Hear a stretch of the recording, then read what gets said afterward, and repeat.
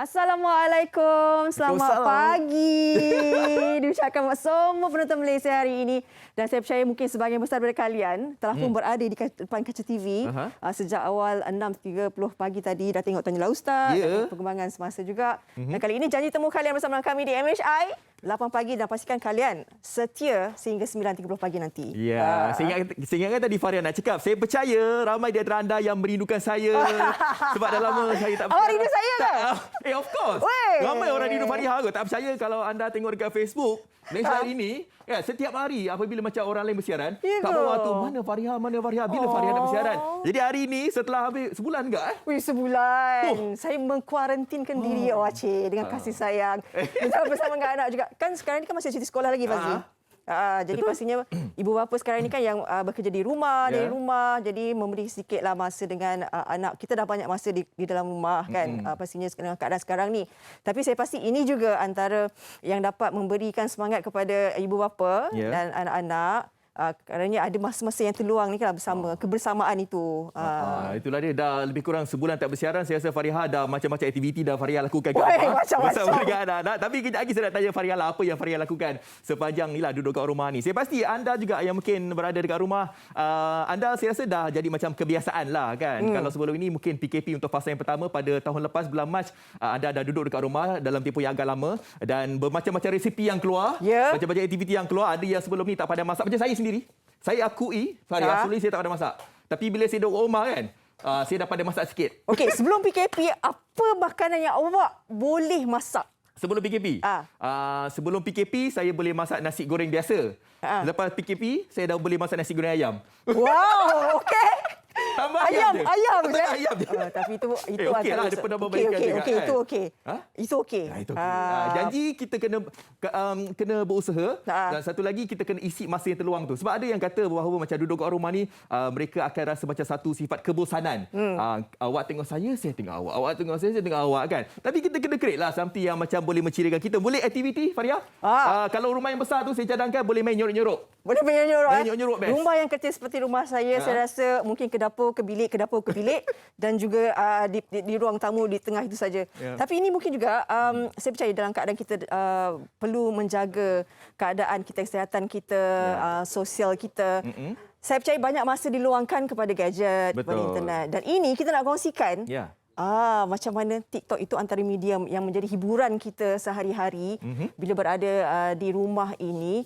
Ini salah satu ataupun salah seorang atau figura personalitinya cukup mengagumkan, punya suara yang sedap. Tapi kita nak kenal dululah. Betul. Siapa yang kita cakap ni sebab dia mempunyai banyak kelebihan dan juga keunikan yang kita nak mengenali tentang beliau ini. Okey, jom kita saksikan.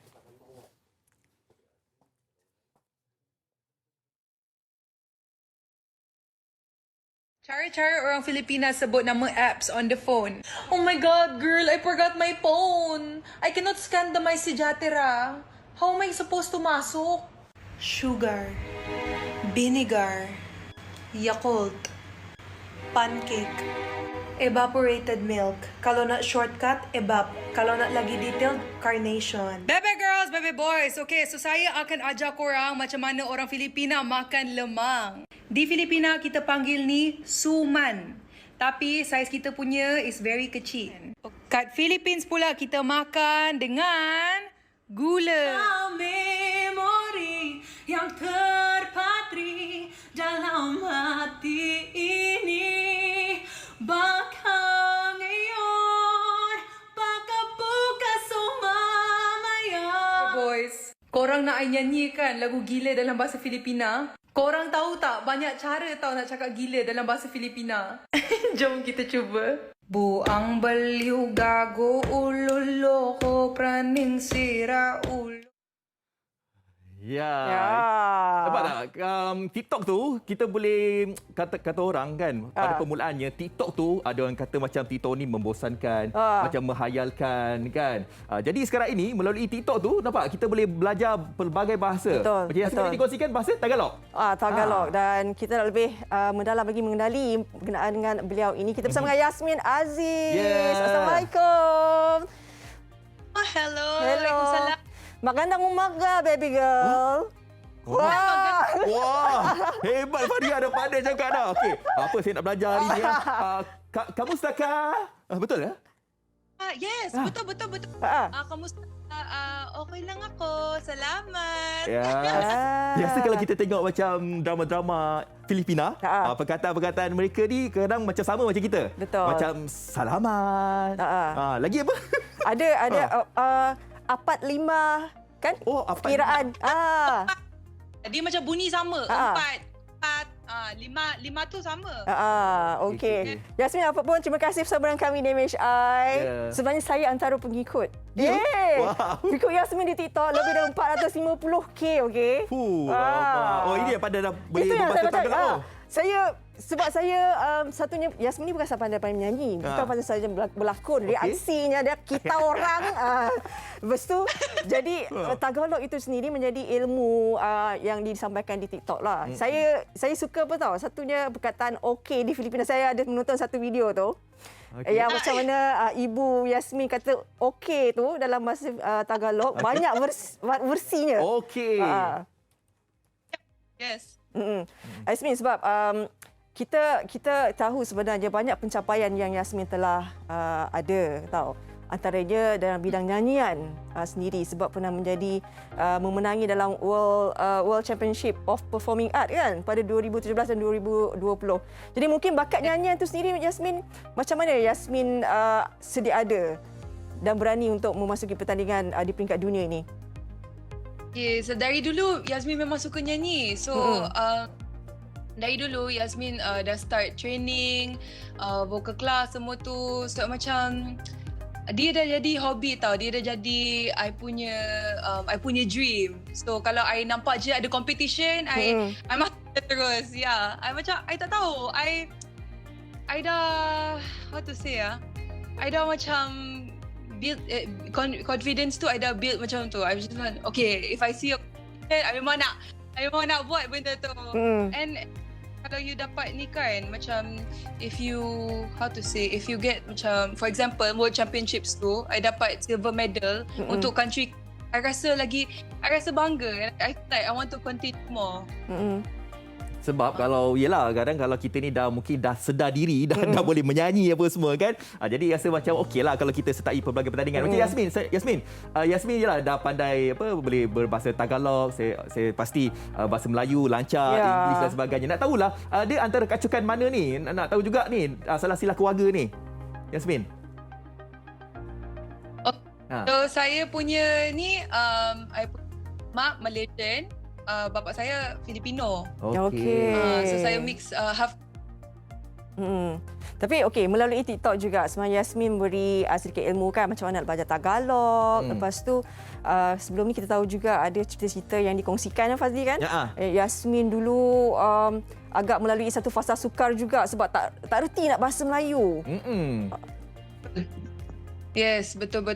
Dulu memang susah untuk saya lah sebab kan kat Philippines kejap masa saya kecil, sebab kita banyak travel dulu sebab I punya biological father and my mom macam divorce. So I kena balik Philippines dulu. Lepas tu when I went back here, saya dah grade standard 4. Standard 4 tu susah sebab I kena bully semua tu, sebab kalau orang tak puas hati tau, I tak boleh cakap bahasa Melayu. So dia macam, boy, awak ni Malaysia kenapa tak boleh cakap bahasa Melayu? Oh my god. Cakap sebab I dah fluent bahasa Tagalog masa tu. Tapi I punya way untuk push myself. Memang try to be more fluent in that language. Okey.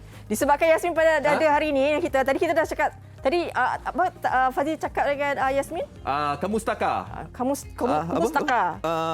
Kamu setakat maksudnya apa khabar? Okey. Apa khabar? Tadi saya kata makan tanggung marah. Apa itu tu? Good morning. Selamat pagi. Okey, sekarang kita nak minta Yasmin ajar yang lain pula dengan kita.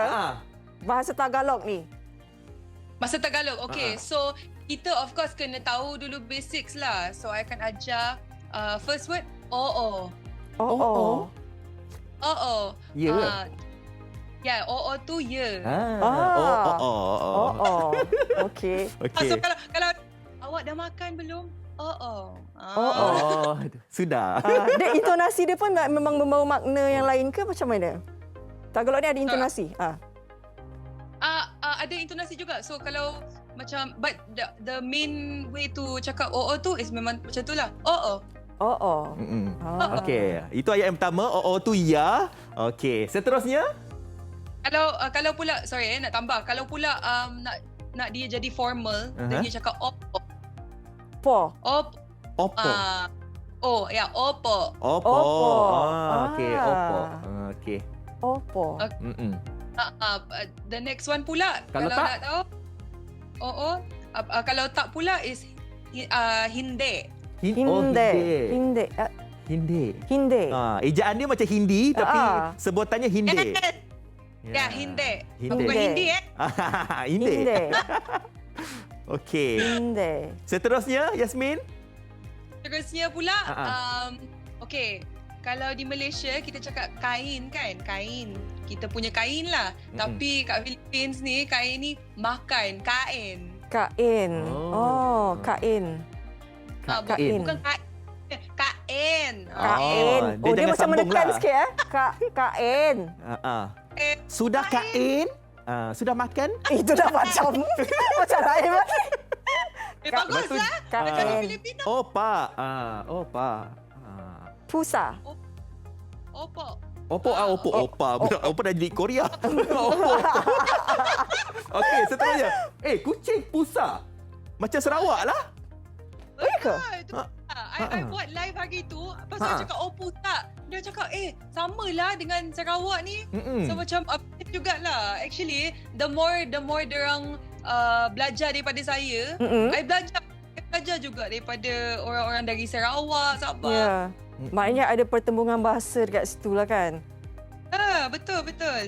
Apa lagi antara perkataan yang macam similar ataupun sama daripada bahasa Melayu dengan Tagalog? Tagalog. Mata sama. Mata sama. Mata? Mata sama. Mata. Cara sebut tu different lah. So macam untuk kita mata. For us is mata. Mata. Mata. Kita macam banyak kan?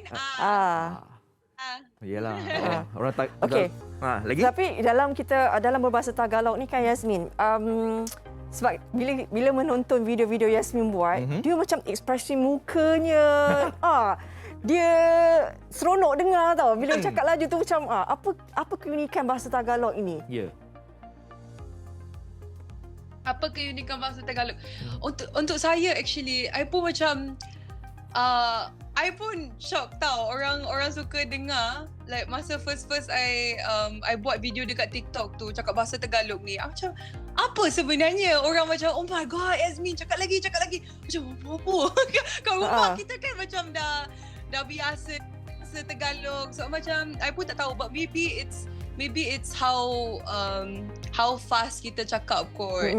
Macam dia when we cakap one sentence dia macam I cakap banyak things tau. Padahal I tanya je, you makan apa tu? Dia kalau you dengar dia macam complicated tapi actually really senang. Dia just mix of bahasa Sepanyol. And kadang-kadang you can hear of macam similarity dengan Malay juga. Okey. Terima kasih Yasmin. Yasmin, kalau misalnya kata mereka yang nak belajar bahasa Tagalog, macam mana mereka nak pergi layari Instagram awak? Silakan. Yasmin, apa Instagram awak ataupun TikTok? Yes. Kalau nak check Instagram saya, Instagram saya yasmin.aziz. Kalau nak pergi on TikTok pula is Aziz. Okey, cari saja Yasmin Aziz. Okey, terima kasih. Maraming selamat Yasmin.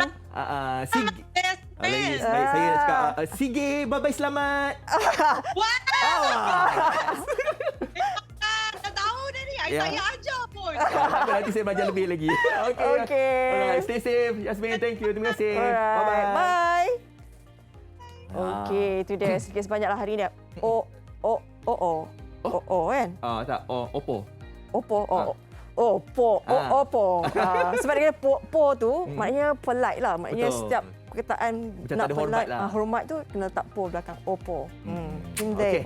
Jadi kepada anda semua, jangan lupalah kalau nak belajar bahasa Tagalog, anda boleh layari Instagram ataupun TikTok Yasmin. Okey, kita nak berhenti berehat, tapi sebelum tu saya nak beritahu kepada anda semua pada 14 Jun nanti kita akan menyambut bersempena dengan Hari untuk Pendema Darah Sedunia Peringkat Kebangsaan. Okey, jadi kita akan meneramah salah seorang ataupun meneramah ketua pengarah sendiri untuk bertajakan tentang perkara itulah. Ya. Dan kita mengharapkan ini sebenarnya kita perlukan juga kerjasama semualah kan untuk mendema darah ini.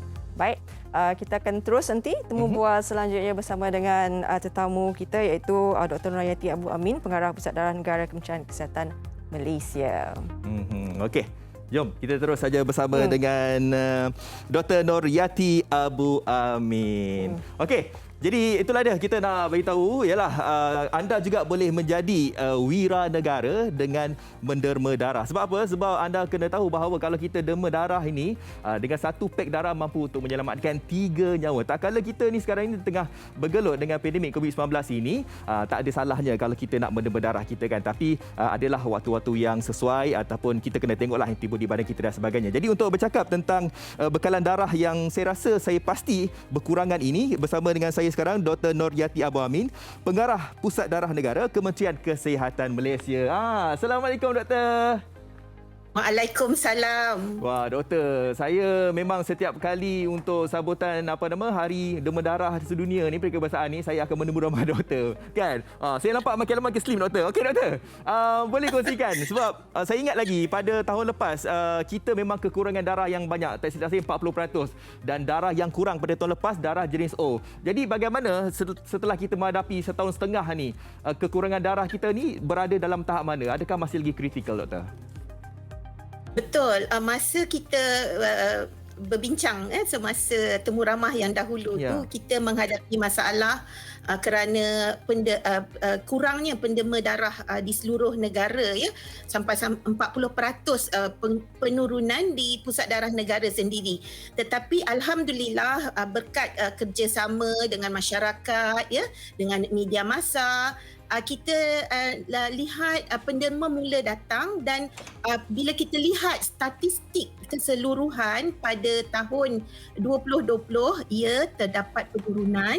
Kalau kita bandingkan tahun 2019, kita berjaya mengutip sebanyak 743,000 beg darah. Tapi tahun 2020 dengan bermulanya pandemik COVID ni, kita berjaya mengumpul lebih daripada 650,000 beg darah.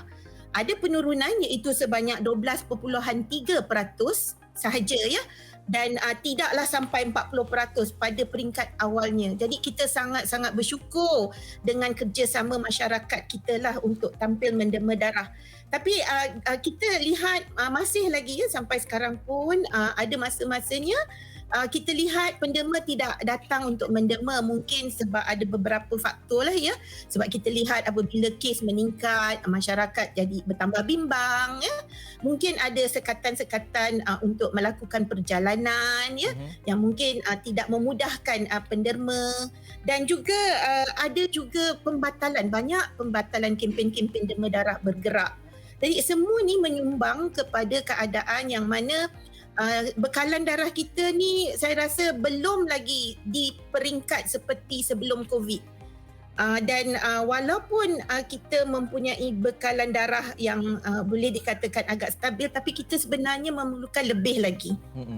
Ya? Betul, kita memang memerlukan lebih lagi lah. Sebab kadang-kadang kita takutlah ada segelintir daripada kita ni, kadang stigma tu doktor kan, stigma kata bahawa kalau kita derma darah badan boleh naik lah, kita kurang darah dan sebagainya. Kita takut perkara itu, dan saya percaya bahawa kita dah pun membuat pelbagai program kan untuk menarik minat kita ni untuk nak berderma. Doktor, saya rasa ini satu soalan yang ramai juga yang tertanya. Sekarang ni kan kes semakin hari semakin banyak kan doktor kan, ramai yang terjangkiti COVID-19 ini, dan saya pasti antara ramai-ramai yang terjangkiti COVID-19 itu ada di antara mereka yang merupakan sebelum ini penderma darah secara berkala. Mereka ni yang selalu menderma darah, tapi mereka rasakan bahawa okey, saya dah terkena COVID-19, adakah saya ni dibolehkan ke untuk menderma darah lagi, ataupun kita harus menunggu masa-masa yang sesuai dalam tempoh yang tertentu untuk nak menderma darah semula ini doktor? Ya, betul. Kita juga di Pusat Darah Negara telah mengeluarkan beberapa garis panduan ya kepada tabung-tabung darah dan juga kepada penderma-penderma darah bagaimana untuk mereka memastikan sama ada mereka ini sesuai untuk menderma darah. Dan kalau kita lihat kepada contoh bekas pesakit COVID-19 ya, sebenarnya bekas pesakit ke ataupun kontak rapat COVID ke ya, memang mereka boleh menderma darah tetapi selepas waktu yang sesuai. Contohnya kalau seseorang tu dijangkiti, kita minta mereka menunggu 14 hari selepas sembuh keseluruhan. Ya, barulah boleh datang menderma. Dan sama juga dengan kontak rapat pesakit COVID, kita minta mereka untuk tunggu dahulu ya sehingga 14 hari dari hari terakhir kontak tersebut.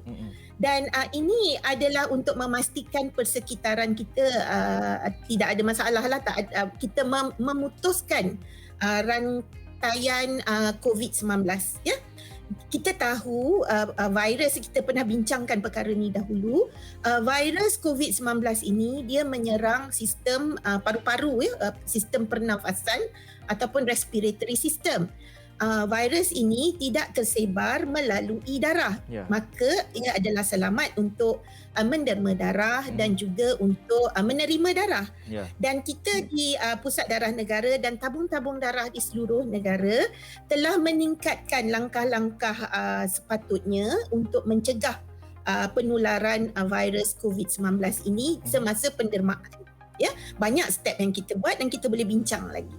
Dan antaranya juga ialah untuk bagi kita memastikanlah tempoh waktu bila seseorang selepas mereka dijangkiti COVID untuk menderma darah ya.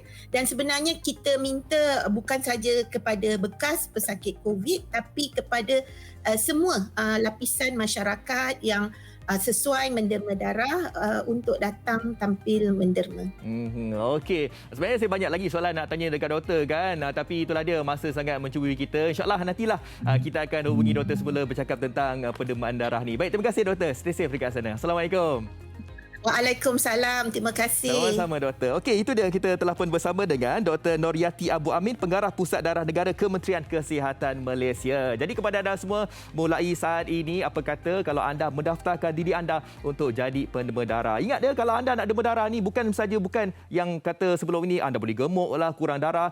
Tapi saya nak beritahu anda boleh kurang sebanyak 650 kalori kalau anda menderma darah. Itu fakta, bukan aukta. Okey, kita nak bersama dengan Fariha sebentar lagi. Fariha akan bercakap tentang kembara korban 1001 asnaf. Jadi untuk waktu ini kita nak berhenti berehat seketika. Jangan ke mana-mana.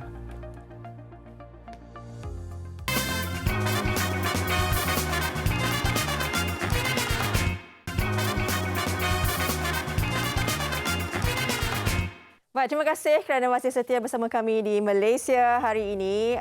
Dan hari ini 10 Jun 2021 kan, hari Khamis. Diam tak diam kita telah pun berada di penghujung Syawal. Esok dah Zulkaidah, lepas Zulkaidah insya-Allah kalau dipanjangkan umur, murah rezeki, kesihatan baik, kita bertemu dengan Zulhijjah pula. Bila cakap Zulhijjah maknanya bulan depan dah nak Aidil Adha. Bila cakap mengenai Aidil Adha ni pastinya ibadah kurban tu semakin mendekatlah dengan kita kan. Jadi hari ini kita nak berbicara langsung berkenaan dengan program Kembara Korban 1001 Asnaf. Dan kita nak bersama dengan Duta Kehormat Yayasan Budi Ihsan Malaysia YBIM, iaitu Ustaz Datuk Muhammad Kazim bin Elias. Assalamualaikum Datuk. Waalaikumsalam warahmatullahi wabarakatuh. Selamat pagi Datuk, sihat? Sihat. Fariha lama tak bersiaran. Betul lah Datuk, tahu. Baru hari ini masuk kerja Datuk. Okey Datuk, kita tadi pernah cakap kan, kita dah memang hari ini adalah Syawal, esok dah Zulkaidah, penuh Zulhijjah.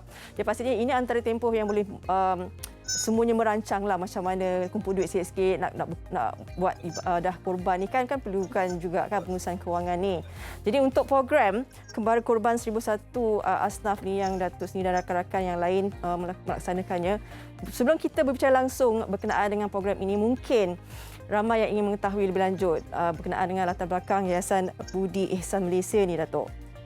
Baik, terima kasih Fariha. Assalamualaikum warahmatullahi wabarakatuh. Tuan-tuan, Yayasan Budi Ihsan ni dah ditubuhkan 3 tahun yang lepas, iaitu sebuah badan pertubuhan amal yang memberikan perkhidmatan, yang membuka pelbagai perkara. Daripada tak kiralah keturunan ke, bangsa ke, agama ke, Yayasan Budi Ihsan ni bantu semua. Dia bagi bantuan makanan harian, bagi program kecemasan tunai dan sebagainya. Ini di antara program-program yang dah dibuat selama 3 tahun.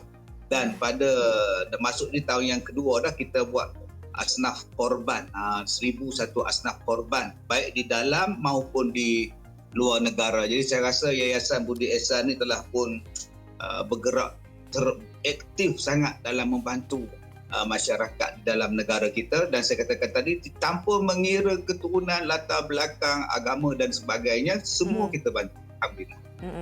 Baik.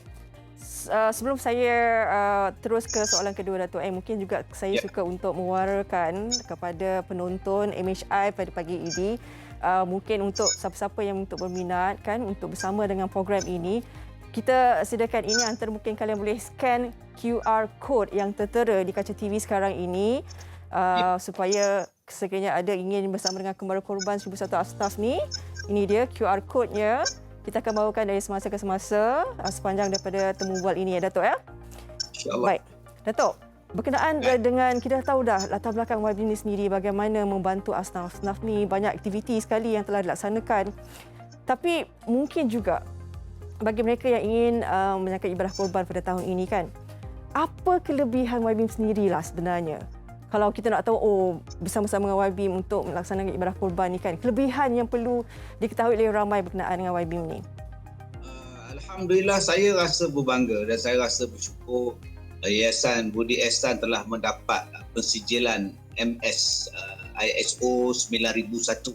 Satu pensijilan yang cukup susah untuk diberikan, yang cukup susah nak didapati, tapi YBM dapat untuk menguruskan ibadah korban ini. Maknanya apa yang kita buat, apa yang kita laksanakan bagi pihak korban ini, maknanya boleh dipercayai, sangat telus, sangat amanah dan sebagainya. Yang ini yang kita sediakan. Kami tak janjikan bulan dan bintang nak dapat sijil, nak dapat air zam-zam ke, tak ada. Kami hanya janjikan bahawa ketelusan, amanah, maknanya kita buat elok-elok, lembu yang cantik, binatang ternakan yang cantik, bukan cantik tu pakai bedak, bukan. Maknanya sihat tubuh badan Fariha kan.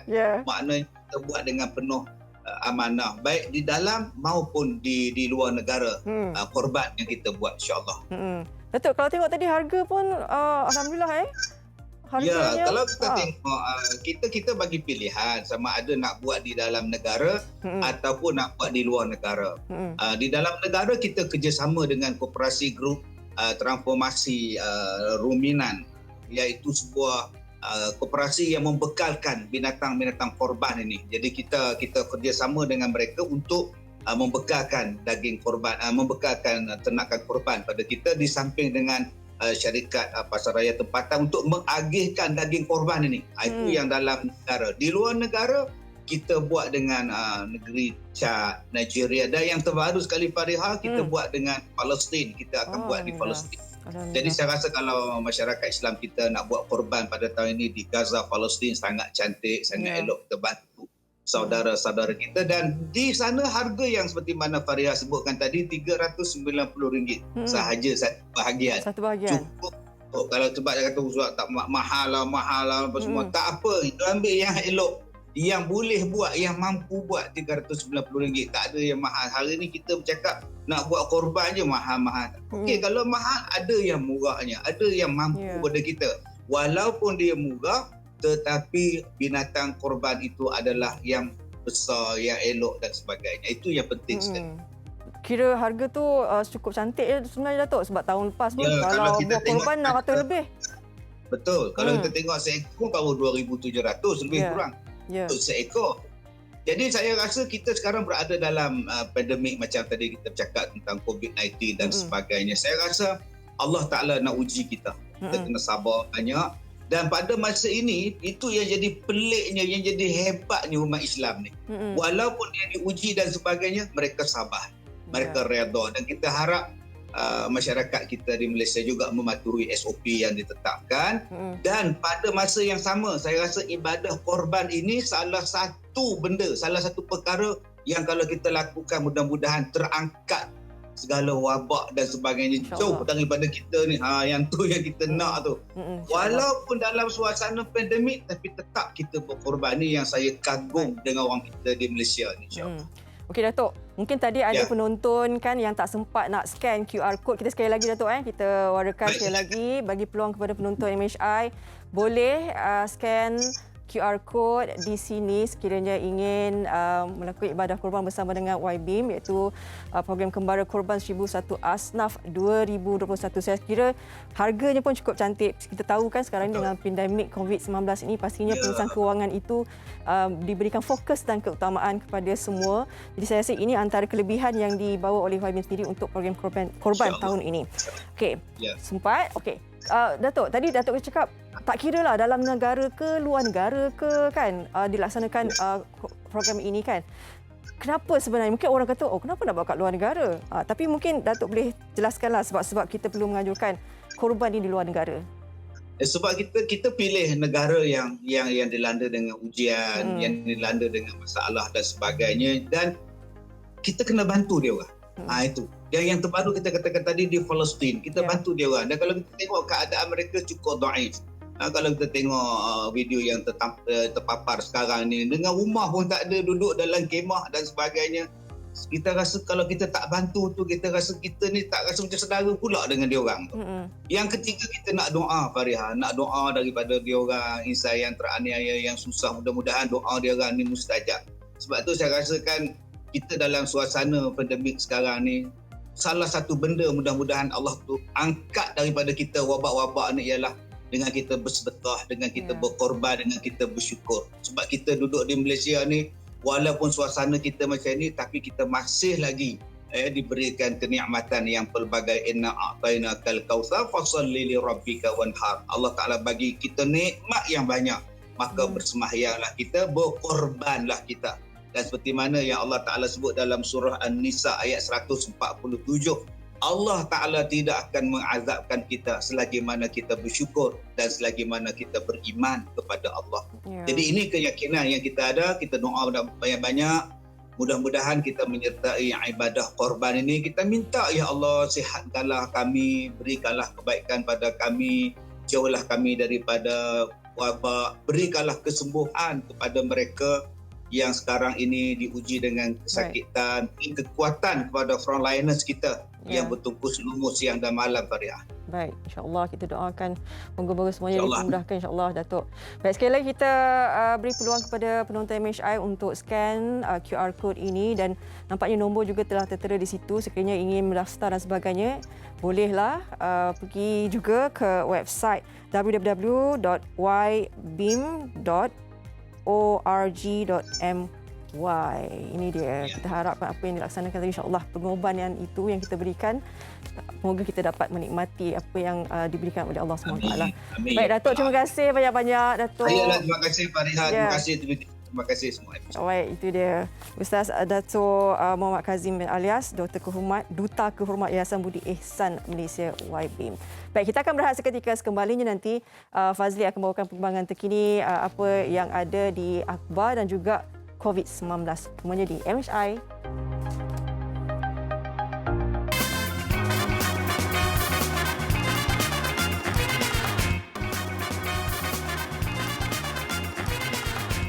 Okey, terima kasih kepada anda semua yang masih lagi bersama dengan kami di Malaysia hari ini. Terima kasihlah kepada anda semua mungkin yang sedang bersarapan pagi sekarang ni bersama keluarga sambil tengok Malaysia hari ini. Terima kasih kepada anda. Baik, kita tahu bahawa sekarang ni dah memasuki hari ini hari 10 Jun kan. Jadi kita memulakan untuk sekatan pergerakan penuh 3.0 dimulakan pada 1 Jun tempoh hari. Jadi hari ini merupakan hari yang ke-10 dan kita akan ada penurunan lah kes jangkitan COVID-19 ini. Pastikan anda duduk di rumah kalau tak ada keperluan nak keluar. Okey, baik. Jom kita lihat antara perkembangan terkini di dada-dada akhbar. Kita nak mulakan dengan berita harian pada hari ini. Kalau anda perhatikan dekat sini, berkisarkan tentang perbincangan khas Raja-Raja Melayu pada Rabu minggu depan. Dan apa yang menjadi pilihan penerbit adalah di bawah itu, iaitu berkisarkan tentang bank yang wajar untuk memberikan moratorium bersasar kepada golongan M40 yang terjejas. Kalau sebelum ini, untuk Pemekasan Plus, kerajaan memberikan moratorium untuk B40 M40, tetapi kita tidak boleh melupakan golongan M40 ya, termasuk usahawan dan juga profesional yang semakin tertekan serta terdesaklah untuk mendapatkan bantuan. Sebab apa? Sebab kalau ikutkan golongan M40 ini yang boleh saya kategorikan sebagai golongan pertengahan ini, mereka juga ada mengalami kekurangan pendapatan dan juga mungkinlah terjejas sumber pendapatan mereka ekoran pandemik ini, termasuk dengan sekatan pergerakan penuh 3.0 ini. Jadi dadakan bahawa kerajaan dapatlah mungkin memberikan kelonggaran untuk moratorium ini kepada golongan M40. Jadi kita nak terus saja daripada berita harian ke harian Metro. Ini yang paling menggusarkan kita, membimbangkan kita. Di bawah terus saya nak kongsikan di halaman yang depan ni, jenazah tunggu giliran sahaja. Sebab kita lihat semalam kita dapat mencatatkan 75 kematian, secara keseluruhannya 3,611 kematian secara keseluruhannya. Sebab apa? Sebab kalau kita lihat di sini, kadar kematian akibat COVID-19 ini makin lama semakin mendadak. Tetapi apa yang membimbangkan, Institut Perubatan Forensik Negara IPFN, memang mereka ni berdepan dengan situasi getih lah apabila mengalami masalah tunggakan dalam pengurusan mayat akibat wabak itu. Berbeza dengan pengurusan jenazah bukan COVID-19 di mana pengurusan kes kematian COVID-19 perlu dilaksanakan dengan teliti oleh pasukan petugas Barisan Hadapan. Apa yang merisaukan tentang kes ini adalah di mana kematian di rumah ataupun brought in death BID membabitkan wabak ini semakin merisaukan. Bayangkan kalau sebelum ini 1-2 kes sahaja sebulan, tapi disebabkan mungkin wabak ini semakin lama semakin meningkat, banyak kes-kes kematian ini berlaku di rumah. Jadi ianya sikit sebanyak menjejaskan unit forensik untuk menguruskan mereka. Itu yang menjadi pilihan penerbit pada hari ini di Berita Harian dan juga Metro. Okey, saya nak kongsikan tentang statistik terkini COVID-19 di Malaysia yang semakin hari semakin mengganas, semakin mendadak. Kalau kita ikutkan semalam kita mencatatkan ini dia 6,239 kes baharu. Kalau sebelum ni mungkin kita rasa macam yalah ada berlaku sikit penurunan, tapi semalam dah pun meningkat kepada 6,239. Ini dia taburan kes COVID-19 setiap negeri. Setiap negeri ada saja kes-kes yang meningkat, khususnya di Selangor 2,291, dan kita tahu bahawa negeri Selangor sedang melakukan pemeriksaan secara berkala untuk mereka yang terjangkiti COVID-19 ini. Dan apa yang merisaukan kita ialah berkaitan dengan kes kematian yang semakin hari semakin mendadak ini. Jadi sekarang ini kita perlu duduk rumah, patuhi SOP, dan yang paling penting sekarang ini kalau anda masih lagi belum mendaftar vaksin, daftarlah sekarang ini. Sebab apa? Sebab kita nak menjagakan untuk herd immunity ini, 80% untuk imuniti kelompok ini. Andai kata kalau semua orang dah ada vaksin, alhamdulillah kita boleh mencapai imuniti kelompok. Bukan saja peringkat Malaysia, tapi di peringkat global. Okey, kita nak bersama dengan Farihah di hujung sana. Farihah akan bersama dengan seorang selebriti yang ialah antara selebriti awal lah yang terjangkiti COVID-19 ini, dan difahamkan Farihah, Ashraf Muslim telah pun sihat. Ya. Tapi mungkin ada sikit macam ada komplikasi sikit lah kan. Okey, silakan Farihah. Baik. Betul tu Fazli. Sebelum kita telah setahun sebenarnya Ashraf Muslim dijangkiti COVID-19 ini kan pada April tahun lalu. Dan kabarnya baru-baru ini ada terdapat sikit kesan selepas dijangkiti COVID-19 itu. Jadi kita nak tahu lebih lanjut lah sebenarnya berkaitan dengan cerita dan juga pengalaman beliau. Ashraf Muslim berada secara maya bersama dengan kita hari ini. Assalamualaikum Ashraf. Waalaikumsalam Farihah. Sihat ke? Sihat alhamdulillah. Alhamdulillah. Okey. Baru-baru kita terbaca juga Ashraf ni berkenaan dengan apa yang dihadapi oleh Ashraf kan. Walaupun dah setahun kan Ashraf dah masa mula kena tu balik daripada penggambaran kan di Scotland. Jadi bagaimana, apa yang membuatkan Ashraf rasa ada yang tak selesa, ketidakselesaan di bahagian otot bahu tu? Sebenarnya waktu kena COVID tu, waktu saya dalam kuarantin sebelum saya masuk ke ward Pusat Kepala Negara ataupun Hospital Sungai Buloh, waktu tu ada rasa sakit sangat di bahu ni. Kemudian dia dalam rumah kan, kuarantin seorang-seorang kat rumah. Siapa boleh urut kan, nak urut ke apa ke, nak pergi hospital ke kan, tak boleh kan. Jadi kita duduk rumah seorang-seorang tu selama 3 hari, dia slowly baik. Dan lepas itu kesan dia punya bila kita buat exercise dah mula rasa ada scapula macam terkeluar, tak tahulah kenapa kan. So lepas tu saya ignore lah, mungkin kata mungkin ada masalah urat salah ke apa ke kan, sebab kita pun tak tahu sebab apa kan. Dan lepas saya masuk hospital dan lepas hospital, keluar daripada hospital, saya jumpa dengan Dr. Fisio, Dr. Rahmani di PPM. Dia beritahu saya ada, dia kata pernah kena hentakan tak? Dia kata tak pernah ada, sebab dia kalau dekat sekolah sukan dia ada spot macam mana pun, kalau ada hentakan dia akan efek otot mengecut kan, ataupun ada problem kat situ. Atau kedua, sos dia disebabkan ada virus. Jadi saya cakap bahawa saya lepas kena COVID kan. So dia kata mungkin itu salah satu punca yang menyebabkan skapula tu. So jadi bila dah buat treatment masa bulan 1, buat injection apa semua, dah okey, dia dalam 6 bulan dia akan relapse balik. So baru-baru ni dia start balik lah sakit kan. Sebab apa? Bukan di skapula, di bahu pula. SC joint. Skapula ni di belakang ni, dekat urat belikat ni kan. So dia lapse ke bahu pula. Jadi itu yang macam alamak satu-satu pula sakit ni kan. Sebab doktor pun cakap kena buat fisio. Kita pun sibuk pula, tak sempat nak bersukan apa semua kan. So jadi itulah dia cakap. Maknanya Ashraf memang sebelum ni memang aktif bersukan, main rugby dan sebagainya, tapi memang tidak pernah mengalami keadaan seperti ini sebelum terkena COVID. Tipulah kalau kata bersukan ni tak pernah injured kan. Injured sana sini tu biasa kan. Dia tak pernah rasa benda ni berlaku. So injured sebelum ni waktu zaman muda tu pernah ada lah. berlaku. Maknanya dah lama Tapi lah, ruang waktu yang lama dululah kan. Tapi tak pernah kena ada yang masalah skapula ni, tak ada. Dia just macam macam urat sakit sikit-sikit macam tu je. Betul. Dia tak ada macam apa ni worse sampai terkeluar tulang tu kan. Tak ada.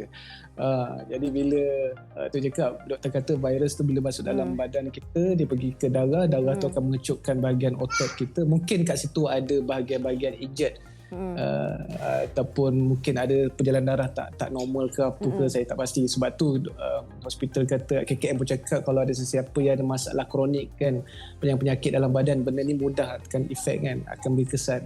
So itulah yang terjadi pada saya. Mungkin kat bahagian badan saya ni mungkin ada, yelah, tubuh badan kita kadang ada yang tak normal, mungkin ada pernah injek sana, injek sini, bengkak sana, apa semua kan. Mungkin itu salah satu lah berlaku terhadap diri saya.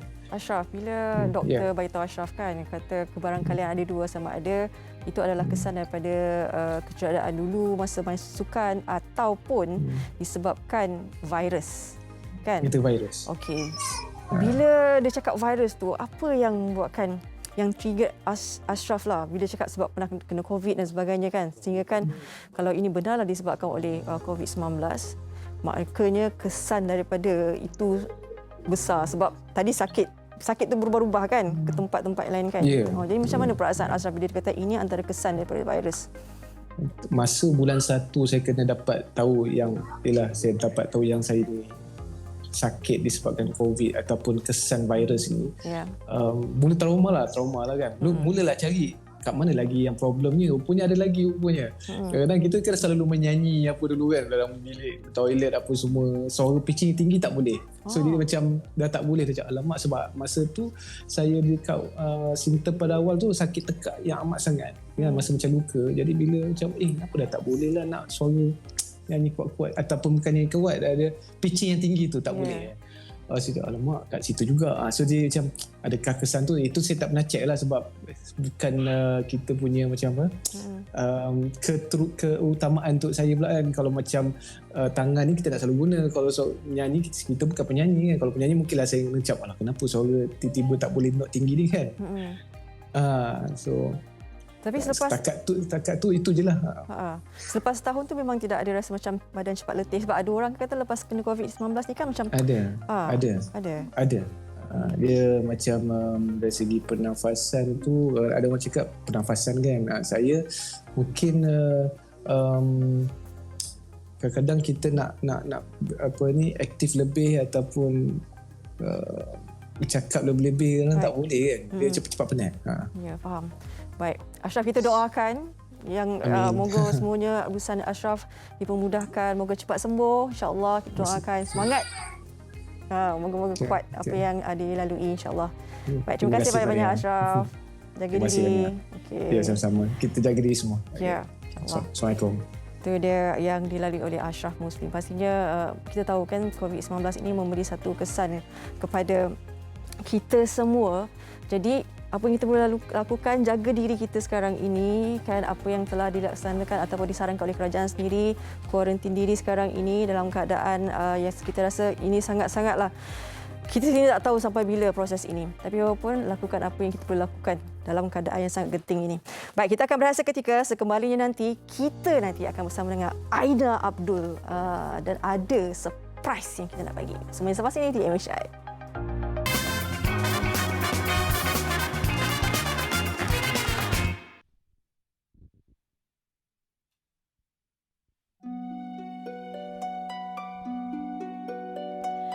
Bila senja labuhkan tirainya, ku menitiskan jutaan air mata yang sepi tak bermakna padaku. Kau hanya deruan ombak yang tak pernah memilih hatiku menjadi pelabuhan cinta. Nada kalbu pun pergi menyeru rindu. Berikanlah hati ini satu kesempatan untuk menerangi kembali cahaya malam hubungan kita, dan berikanlah kasih sayang dirimu padaku, kerana memori jiwamu masih terlintas di fikiran jiwaku.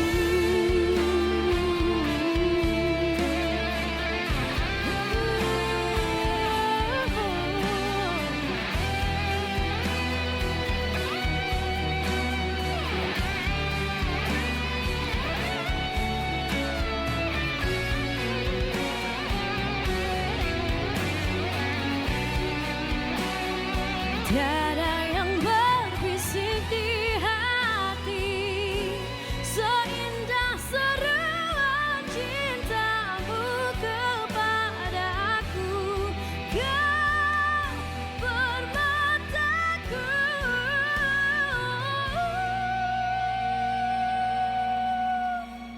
berikanlah hati ini satu kesempatan untuk menerangi kembali cahaya malam hubungan kita, dan berikanlah kasih sayang dirimu padaku, kerana memori jiwamu masih terlintas di fikiran jiwaku.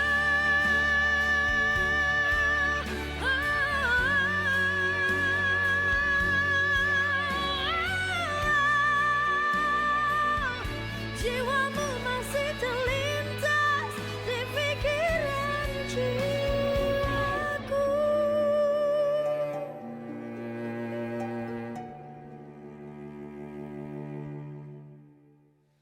Wow. Apa Faria? Merembang kata dia? Merembang. Saya tak tahu. Saya cakap. Didi tu nampak tak tu? Didi. Ah. Sebab itu video yang dikirimkan daripada Aina Abdul. Saya bayangkan kalaulah Live? Aina berada kat sini live. Semua tegak ni saya rasa. Ini kan. Okey, itu dia pertaruhan terbaru Aina Abdul dengan lagunya Nada Kalbu. Yeah. Kita tak nak dengar banyak masa lagi lah. Kita terus saja nak bersama dengan Aina Abdul. Assalamualaikum Aina. Assalamualaikum. Waalaikumsalam. Sihat ke? Sihat Alhamdulillah. Saya memang selut lah. Suara Aina kalau nyanyi, dia vokal tu memang, saya tahulah sangat kagum lah. Tapi dia dapat, Aina sendiri bila menyanyi, dia luahkan. Sampai memang sharp, tepat macam tu. Itulah kalau orang cakap kalau nak menyanyi tu biar ada soul. Soul. Ada roh dalam badan tu. Dan kita sampaikan semua orang terkesan kan. Okey, Aina Abdul mungkin nak kongsikan tentang lagu tu Aina. Yalah, kita tahu bahawa sebelum ni Aina Abdul terkenal dengan lagu Semalam Sepi. Kan. Untuk lagu ni bagaimana? Apakah mungkin perbezaan berbanding dengan lagu-lagu sebelum ini Aina? Okey, lagu Nada Kalbu ni adalah kiranya first time projek bersama komposer lain. Lagu ini ditulis oleh Farouk Roman bersama dengan Aisyah Retno dan juga saya sendiri. Sebelum ni saya buat lagu seorang-seorang, tapi kali ni saya join komposer lain dan buat lagu sama-sama. And this one is as OST untuk drama sekarang di TV3 Masih Ada Rindu. Ya. Maksudnya lagu ini pertaruhkan bila kata OST ni memang lagu hebat lah, insyaAllah. Dan kita juga melihat kehebatan Aina sendiri sekarang ni yang menjadi tular di media sosial. Kan? Kabarnya lagu Sepi, lagu Semalam semua dah ada versi Korea ni. Sampai kan. Ramai opa-opa cover kan. Opa-opa. Ini Lee Seung Hoon dan juga Do Jin Soo.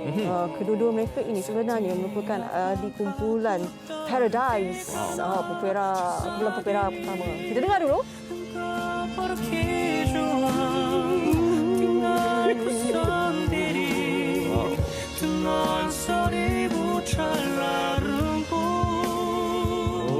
Okey, nampak tak? Kayaknya lagu Aina Abdul ni dah terkenal sampai ke Korea. Sebab saya difahamkan ada producer kat Korea nak ambil Aina Abdul untuk OST kat negara sana pula. Amin. Aina, bila melihat ini yang dibalas oleh mereka, mungkin sebelum ini Aina sendiri telah pun cover lagu mereka. Apa yang menjadi punca pencetusan seperti ini? Okey, sebenarnya memang dah lama Aina cover banyak sangat lagu Korea. Rasa dah bertahun-tahun Aina cover. Tetapi sebenarnya lagu Sepi, lagu yang baru Aina keluarkan, lagu tu juga ada dalam bahasa Korea. Jadi Aina buat dua version, Malay version dan Korean version. Jadi ini semua jasa peminat saya dan penyokong setia di YouTube channel saya sebab diorang selalu komen dekat semua opa-opa yang selalu buat reaction. React to Aina Abdul. Jadi Hundu TV ni opa diorang yang cute tadi tu. Diorang pick up dengan komen daripada iNations, peminat saya. Jadi diorang pun buatlah cover. Diorang buat cover Korea dulu. Lepas tu diorang dengar lagu Semalam, diorang buat lagu Semalam pula. Opa. Opa telefon. Aina opa telefon. Apa? Ada video? Ada video. Cicak. Rasul. Apa kabar? I'm so happy and honored to shoot this video. When we first saw Aina's Korean songs, we fell in love with her amazing singing skills. And beautiful voices. Thanks to Aina, we naturally fell in love with M-pop and Malaysia as well. We believe that you will always impress us with your beautiful voice. And soon to become the best singer in the world. Best singer in the world. Yeah. I agree. Okey, Aida. Itu hanya sebahagian daripada kita tak nak bagi penuh. Kita tak bagi penuh sebab nanti kita akan bagi pada Aina secara peribadi dan juga kita akan letakkan di FB MHI untuk pertontonan penonton MHI. Sukanya Ofa ya. Okey. Alright, terima kasih Aina. All the best untuk lagu ini dan dekat Aina stay safe dekat rumah semua. Okay, all the best. Right. Bye-bye. Teruskan. Kami bangga. Assalamualaikum. Okey, itu dia Aina Abdul dengan pasangan Koreanya. Kan Hondo. Okey, kita nak hari ini 10 Jun. 10 Jun. Tarikh penantian untuk semua calon SPM 2020. Jadi sebelum tu kita nak bersama rakan tugas kita telah menanti bersama dengan Hanif Miswak untuk bawakan perkembangan nanti bersama dengan serentas langsung media Kementerian Pendidikan Malaysia. Silakan Hanif. Okey, silakan Hanif. Langsung dan nanti akan ada perbincangan secara ekstensif bersama dengan kami di sini di Didik TV KPM. Jika sudah sedia, ayuh kita terus berikan sepenuh fokus dan juga tumpuan ke Putrajaya bersama Yang Berhormat Menteri Kanan Pendidikan Datuk Dr. Razi Chidin. Kita berikan tumpuan dan juga kita raikan kepada keputusan SPM 2021 ini. Sesi sidang media khas bersama Yang Berhormat Menteri Kanan. Silakan.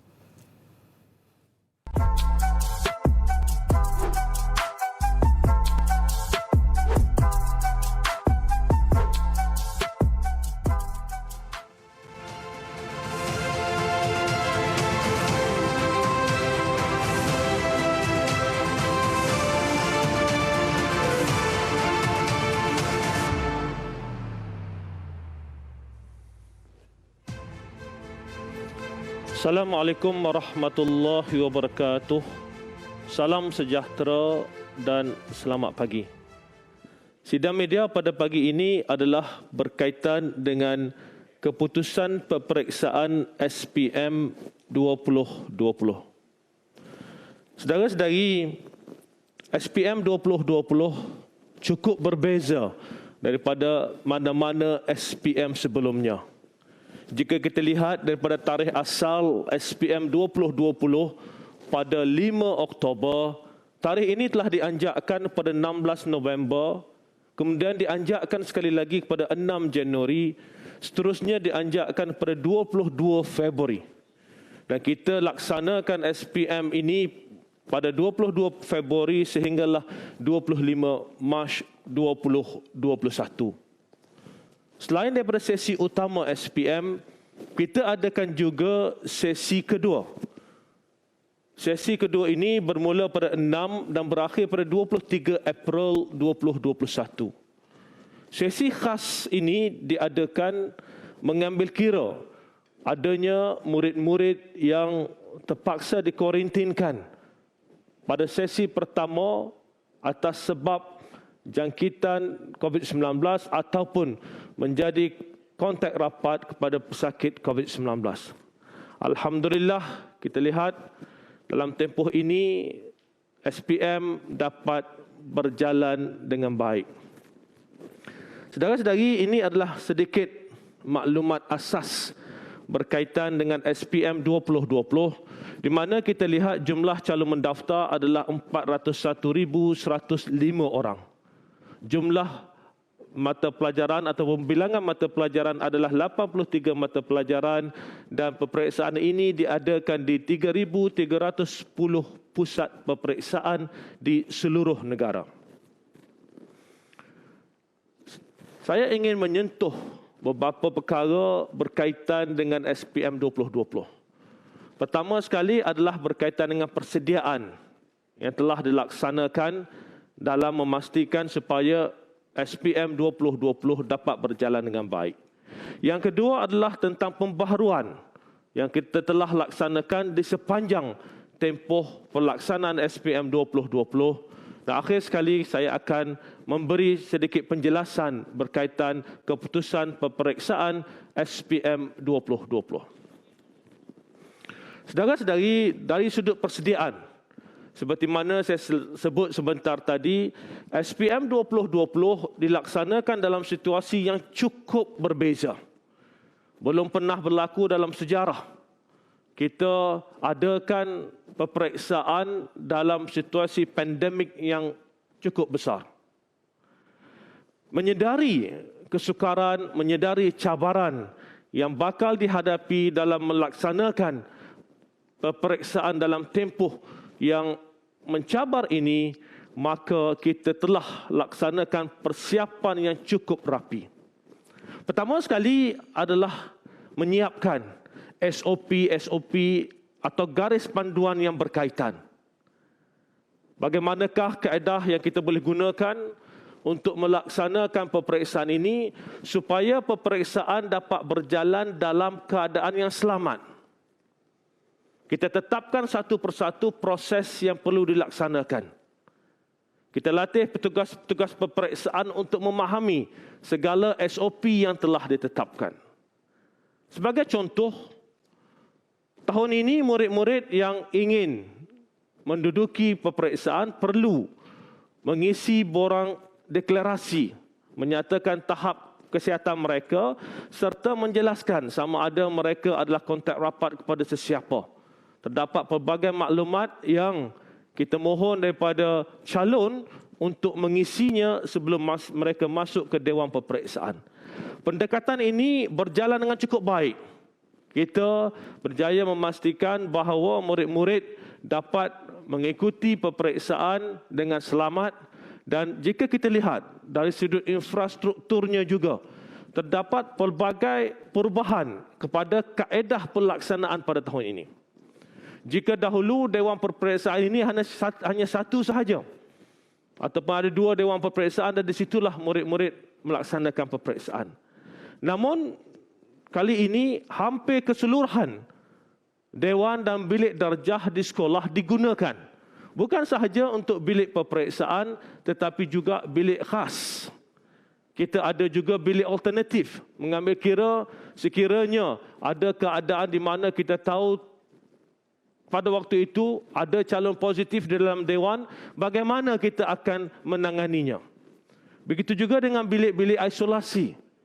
Jadi jika kita lihat pada tahun ini susunan infrastrukturnya cukup berbeza. Bahkan dalam bilik peperiksaan, jika tahun-tahun sebelumnya jarak antara meja adalah 0.8 meter, pada kali ini jarak antara meja adalah 1.5 meter. Ini merupakan antara perubahan dalam kaedah pelaksanaan dalam konteks SOP sewaktu COVID ini. Seterusnya adalah berkaitan dengan kaki tangan atau personel. Jika kita lihat, pada tahun ini untuk SPM 2020, seramai 48,014 orang petugas peperiksaan terlibat. Ini merupakan peningkatan sebanyak lebih 15,000 orang petugas. Selain daripada petugas peperiksaan, proses perjalanan SPM ini juga dibantu oleh guru-guru di sekolah. Guru-guru menjadi guru bertugas daripada pagi, menunggu di hadapan pintu masuk ke sekolah, menyemak borang-borang deklarasi, membuat saringan kesihatan.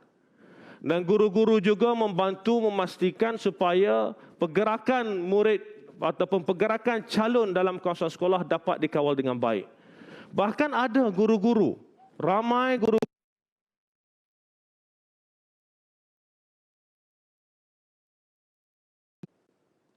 proses ini memerlukan kerjasama semua pihak. Dan kita lihat dengan kerjasama petugas peperiksaan dan juga guru-guru bertugas, peperiksaan SPM 2020 dapat berjalan dengan selamat dan lancar. Selain daripada itu, terdapat juga 24,848 orang pemeriksa. Ini merupakan pertambahan seramai lebih 1,700 orang pemeriksa. Kita mengambil kira keadaan di mana kita anjakkan tempoh peperiksaan tersebut.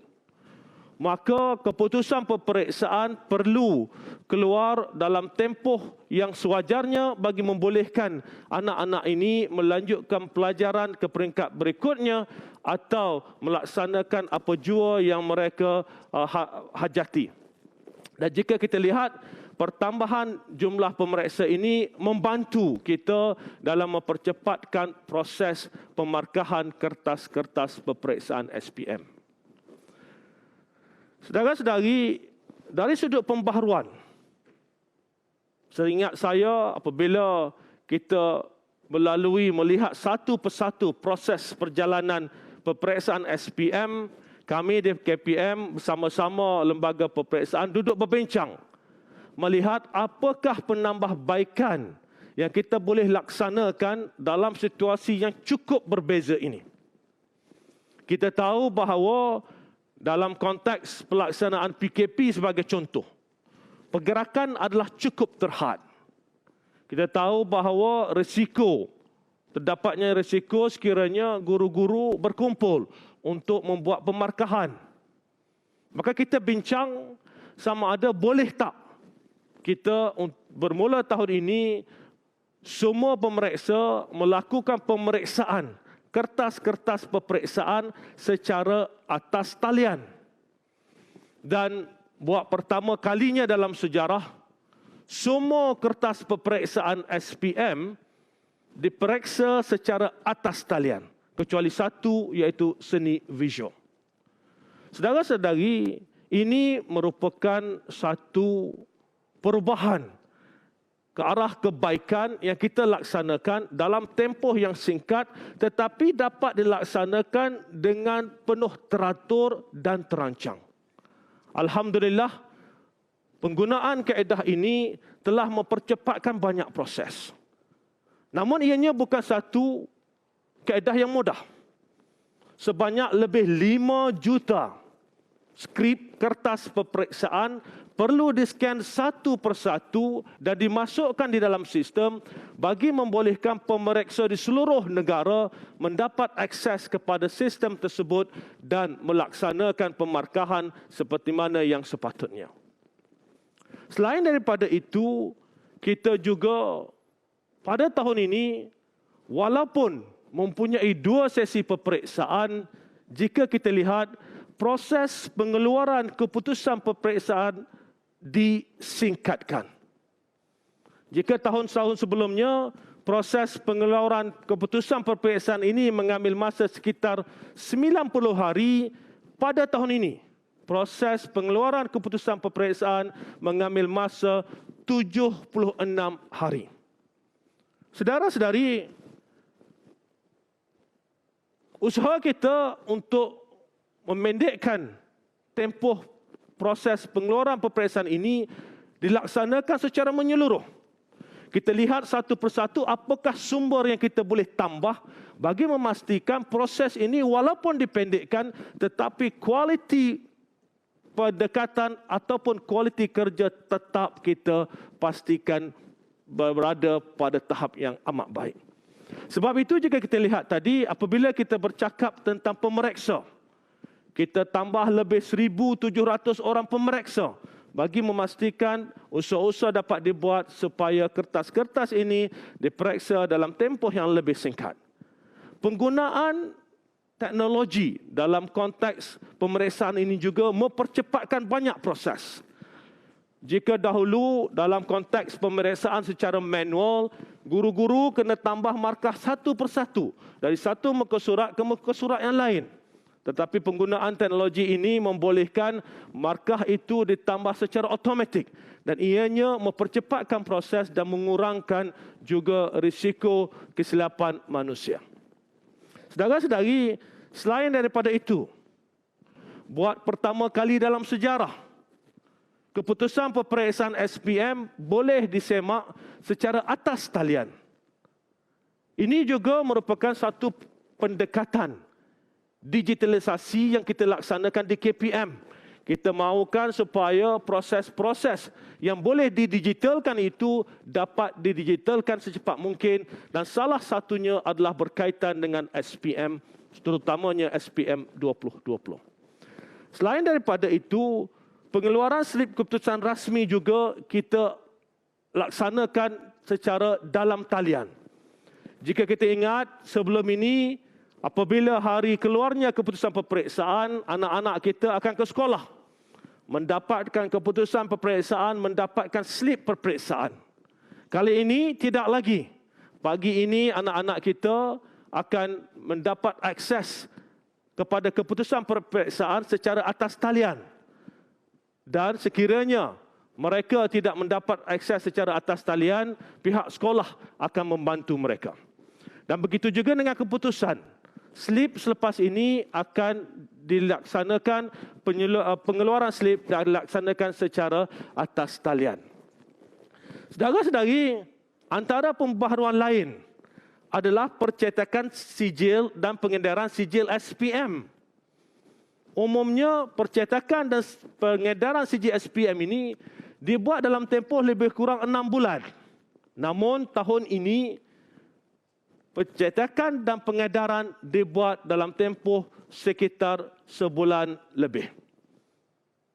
Ini merupakan antara perubahan-perubahan, kejayaan-kejayaan yang telah dilaksanakan dalam tempoh yang singkat ini bagi memastikan walaupun kita menghadapi cabaran yang cukup besar dalam konteks melaksanakan SPM dalam pandemik COVID-19, kita mengambil ruang ini untuk menambah baik sistem dan proses yang ada supaya kita dapat pastikan di mana kita dapat tingkatkan produktiviti dan pada masa yang sama memastikan kualiti tugasan kita terus berada pada tahap yang tinggi. Saudara-saudari, ini saya kongsikan tarikh-tarikh penting untuk anak-anak di luar sana dalam konteks pengeluaran sijil SPM. Hari ini slip keputusan SPM pagi nanti pada jam 10 pagi boleh didapati di 2 pautan tersebut. myresult1.moi.gov.my dan myresult2.moi.gov.my. Ini selain daripada ringkasan keputusan yang boleh didapati melalui SMS. Pada hari Isnin ini, pada 14 Jun 2021, sijil slip keputusan rasmi akan boleh dimuat turun dari myresults3.moi.gov.my.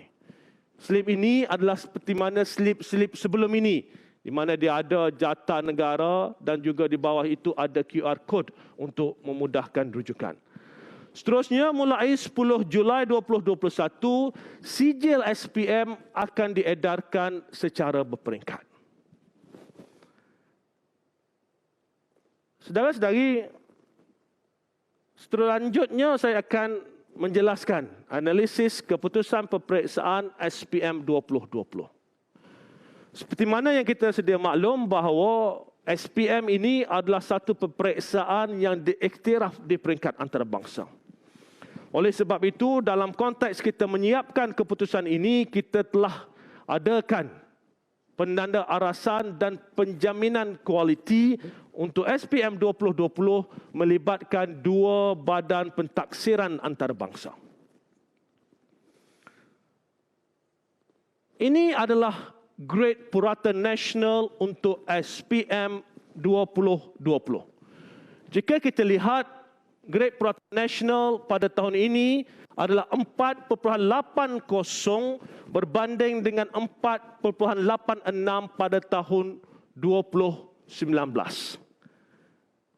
Data ini menunjukkan bahawa pencapaian calon adalah lebih tinggi pada tahun 2020 berbanding dengan 2019. Ingin saya ingatkan bahawa nilai PN yang lebih kecil menunjukkan pencapaian calon yang lebih baik. Ya, nilai lebih kecil menunjukkan pencapaian calon yang lebih baik. Jadi kalau 2019 nilainya 4.86, 2020 nilainya adalah 4.80 dan ini menunjukkan pencapaian calon pada 2020 meningkat. Saudara-saudari, analisa ini adalah berdasarkan calon yang mendaftar kali pertama sekurang-kurangnya 6 mata pelajaran dan menduduki sekurang-kurangnya 1 mata pelajaran. Seterusnya, izinkan saya jelaskan trend GPN untuk tahun 2016 sehingga tahun 2020. Jika kita lihat trend GPN daripada 2016 ke 2020, pencapaian tahun 2020 adalah pencapaian terbaik dalam tempoh 5 tahun. Alhamdulillah. Saudara-saudari sekalian, seterusnya kita lihat jurang pencapaian calon mengikut lokasi. Pertama sekali kita lihat pada tahun 2019, jurang pencapaian calon adalah 0.44 mata. Pada 2020, jurang pencapaian calon menurun ke 0.38 mata. Jika kita lihat pencapaian calon bandar, ya garisan merah tersebut menunjukkan peningkatan dan pencapaian calon luar bandar juga menunjukkan peningkatan. Namun peningkatan pencapaian calon luar bandar adalah lebih tinggi daripada peningkatan pencapaian calon di bandar. Sekali lagi saya ingatkan bahawa nilai itu lebih tinggi, lebih rendah nilai itu menunjukkan bahawa pencapaiannya adalah lebih baik. 5.14 untuk calon luar bandar pada tahun lepas, pada tahun 2019, 5.06 untuk calon luar bandar pada tahun 2020. Saudara-saudari, seterusnya adalah prestasi mata pelajaran. 43 mata pelajaran menunjukkan peningkatan, 39 mata pelajaran menunjukkan penurunan dan 1 mata pelajaran kekal seperti mana 2019. Ini adalah prestasi mata pelajaran teras. Jika kita lihat pada 2019, mata pelajaran teras yang menunjukkan peningkatan, terdapat 3 mata pelajaran teras yang menunjukkan peningkatan, iaitu Bahasa Melayu, Bahasa Inggeris dan Pendidikan Moral. Itu pada tahun 2019. Okay. Untuk calon 2020, terdapat 5 mata pelajaran yang menunjukkan peningkatan, iaitu Matematik, Sains, Sejarah, Pendidikan Islam dan Pendidikan Moral. Untuk tahun 2019, mata pelajaran teras yang menunjukkan penurunan adalah Matematik, Sains, Sejarah dan Pendidikan Islam. Dan bagi tahun 2020, mata pelajaran yang menunjukkan penurunan, pada tahun 2019 yang menunjukkan penurunan adalah Matematik, Sains, Sejarah dan Pendidikan Islam. Untuk 2020, mata pelajaran yang menunjukkan penurunan adalah Bahasa Melayu dan Bahasa Inggeris. Saudara-saudari, seterusnya adalah tentang calon layak sijil SPM. Bagi tahun 2019, 86.72 calon layak mendapat sijil SPM, dan bagi tahun 2020 ianya meningkat 1.96% pada 88.68%. Jadi peratus calon yang mendapat sijil pada tahun ini adalah untuk tahun 2020 adalah lebih tinggi daripada tahun 2019. Saudara-saudari, ini adalah data menunjukkan keperatusan calon berkeperluan khas yang layak sijil SPM. Pada tahun 2019, 61.34% calon berkeperluan khas mendapat sijil SPM, dan pada tahun 2020 sebanyak 68.2% ataupun peningkatan sebanyak 6.88% dalam konteks jumlah calon berkeperluan khas yang layak mendapat sijil SPM. Saudara-saudari, kita lalui tempoh ini dengan penuh sukar. Semua pihak perlu mengharungi pelbagai cabaran. Saya ingin mengambil kesempatan ini untuk mengucapkan terima kasih kepada jentera kita di Kementerian Pendidikan, khususnya lembaga peperiksaan dalam memastikan peperiksaan SPM 2020 berjalan dengan baik. Untuk anak-anak kita, calon SPM 2020, SPM Promax 2020, apa sahaja keputusan yang anak-anak dapat pada hari ini, ingatlah, generasi anak-anak adalah generasi yang hebat. Belum pernah ada mana-mana kohort SPM yang melalui dugaan, cabaran dan juga rintangan seperti mana anak-anak calon SPM 2020. Tabik hormat pakcik untuk anak-anak sekalian. Kepada guru-guru, anda telah melakukan yang terbaik untuk anak-anak didik calon SPM 2020.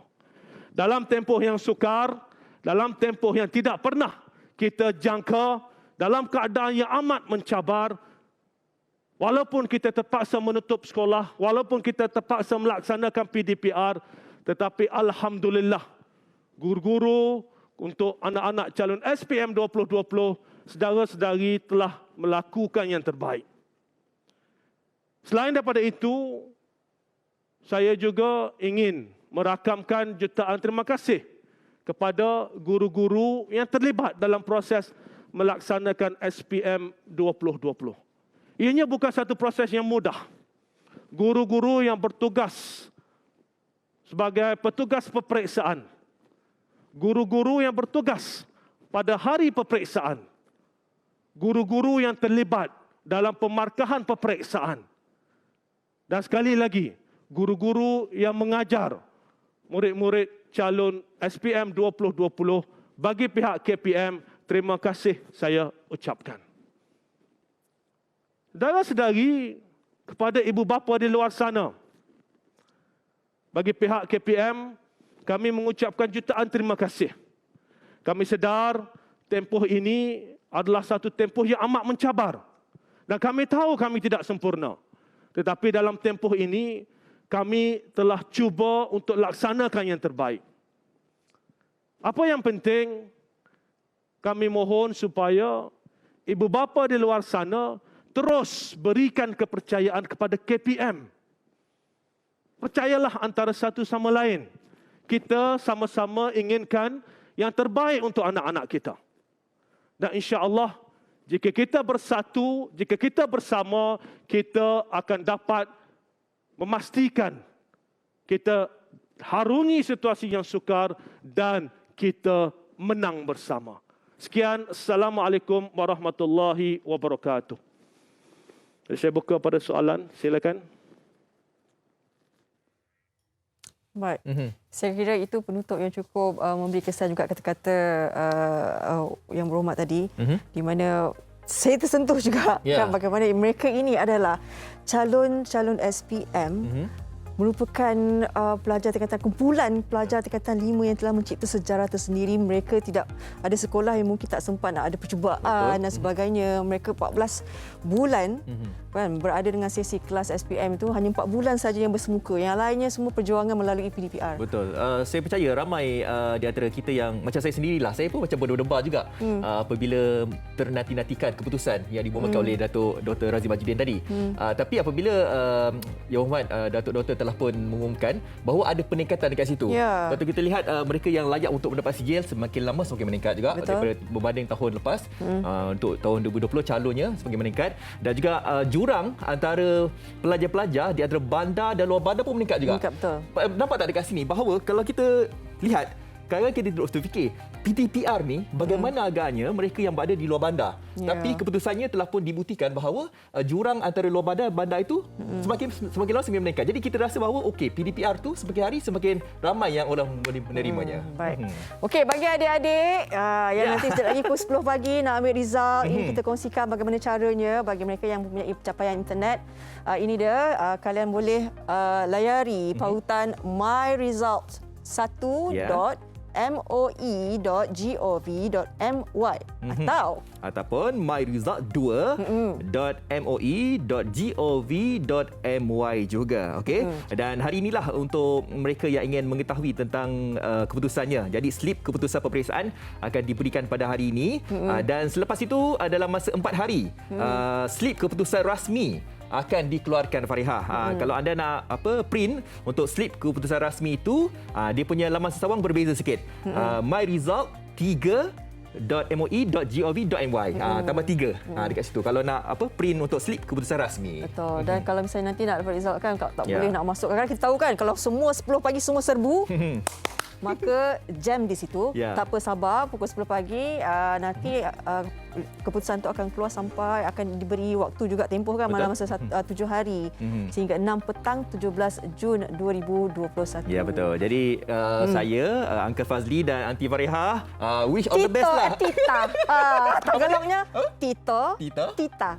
Dia Uncle Aunty. Gitu. All the best lah, kita doakan semoga anda semua dapat keputusan yang cemerlang. Tapi macam biasalah yang mana mungkin tak dapat keputusan cemerlang tu, ini bukan perakhiran untuk kehidupan anda. InsyaAllah. Terima kasih juga kepada guru-guru yang saya rasa telah berjuang sehabis baik memberi masa PDPR dan urusan mereka semuanya. Terima kasih banyak-banyak kita juga dengan ibu bapa. Saya tahu tadi salah seorang daripada pendapat kita tu berdebar kerana anaknya nanti akan mendapat keputusan pada jam 10 pagi nanti. Tapi trial dia kata dapat banyak A. InsyaAllah boleh dapat A lagi. Okey, sampai di sini saja MHR pada hari ini. Terima kasih kepada anda semua bersama dengan saya dan juga Farihah dari awal tadi sampai ke waktu ini. Baik. Jaga diri semua. Jumpa lagi. Waktu esok. Assalamualaikum. Bye-bye. Salam.